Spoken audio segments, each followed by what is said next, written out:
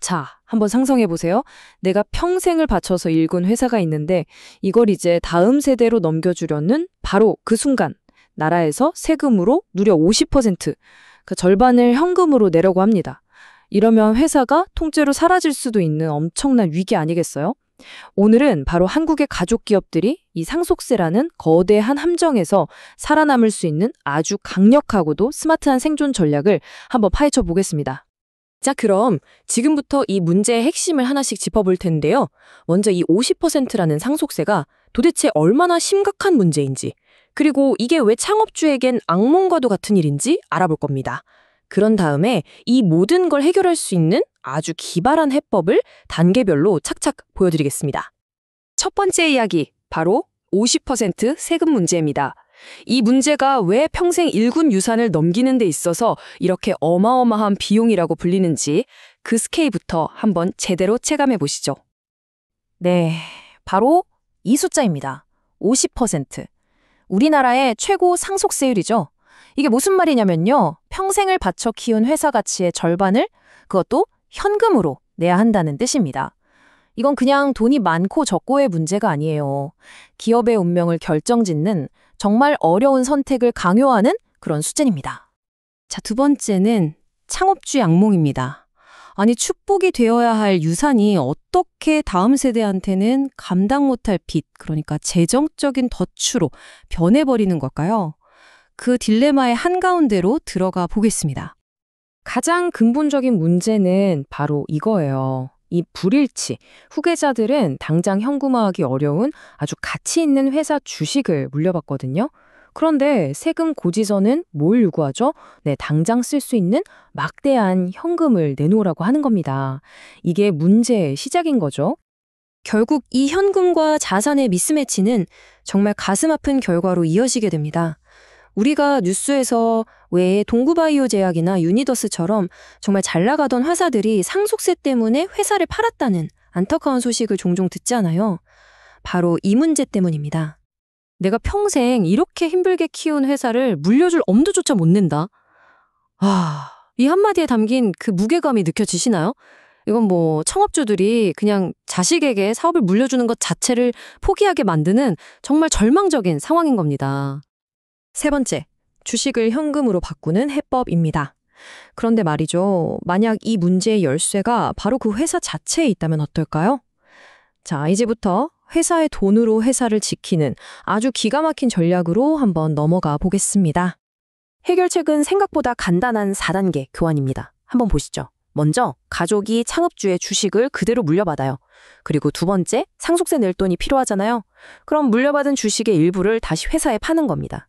뭐 전문 용어로는 자사주 소각이나 감자라고도 하는데 그냥 회사에 되판다 이렇게 생각하시면 돼요. 그럼 세 번째, 회사는 그 주식값을 현금으로 가족에게 주겠죠. 마지막으로 가족은 바로 그 돈으로 상속세를 내면 끝! 정말 깔끔하지 않나요? 자, 그런데 이 전략이 세금 면에서 진짜 믿을 수 없을 만큼 효율적인 이유가 있습니다. 바로 취득가액이라는 이 핵심 개념 때문인데요. 이게 뭐냐면 자산을 상속받았을 때의 그 가치를 말하는 건데 이게 세금 계산의 기준, 그러니까 일종의 원가가 되는 거예요. 바로 이 부분이 이 전략의 하이라이트, 거의 마법 같은 부분입니다. 보세요. 상속받을 때의 주식 가치랑 회사에 팔 때 주식 가치가 똑같잖아요? 그럼 이익이 얼마죠? 네, 0원입니다. 빵원이에요. 이익이 없는데 세금을 낼 게 있나요? 당연히 없죠. 그러니까 양도소득세가 한 푼도 안 나오는 겁니다. 와, 상속세 내려고 현금 만들었는데 거기에 또 세금을 내야 한다면 정말 억울하잖아요. 근데 이 방법은 그걸 완벽하게 피해가는 거죠. 정말 기가 막힌 설계 아닌가요? 네 번째 이야기, 법인이라는 이름의 구명정입니다. 자, 이 계획 정말 완벽해 보이는데 한 가지 아주 중요한 질문이 남습니다. 아니, 회사가 주식을 다시 사주려면 그 막대한 돈이 있어야 할 텐데 그 돈은 대체 어디서 나오는 걸까요? 그러니까 회사가 어떻게 창업주가 돌아가시는 바로 그 결정적인 순간에 맞춰서 자사주를 사들일 수 있는 그 막대한 현금을 딱 준비해 놓을 수 있을까요? 해답은 바로 이겁니다. 법인을 활용한 생명보험. 이 구조가 정말 절묘한데요. 한번 보세요. 보험료를 내는 계약자도 회사, 즉 법인이고요. 나중에 보험금을 받는 수익자도 바로 그 법인입니다. 그리고 보험의 대상이 되는 피보험자만 창업주로 설정하는 거죠. 여기서 가장 결정적인 포인트가 나옵니다. 창업주가 돌아가셨을 때 보험금이 가족한테 가는 게 아니고요. 법인의 통장으로 바로 꽂힌다는 겁니다. 이렇게 되면 이 보험금은 상속 재산이 아니게 되니까 세금 문제가 더 복잡해지는 걸 아예 원천적으로 막아버릴 수 있는 거죠. 자, 이제 마지막 5번째입니다. 평생의 노력을 지키는 법. 이 모든 조각들이 어떻게 딱 맞아들어서 100% 확실한 미래에 대비하는 완벽한 계획이 되는지 한번 정리해 보겠습니다. 그러니까 요약하자면 이렇습니다. 이 전략은 가족의 쌈짓돈이 아니라 회사의 자원을 이용해서 회사의 미래를 지키는 아주 현명한 방법이라는 거죠.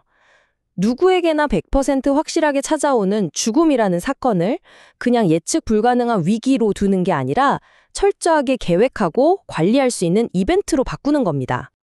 그래서 우리가 마지막으로 던져봐야 할 질문은 바로 이겁니다.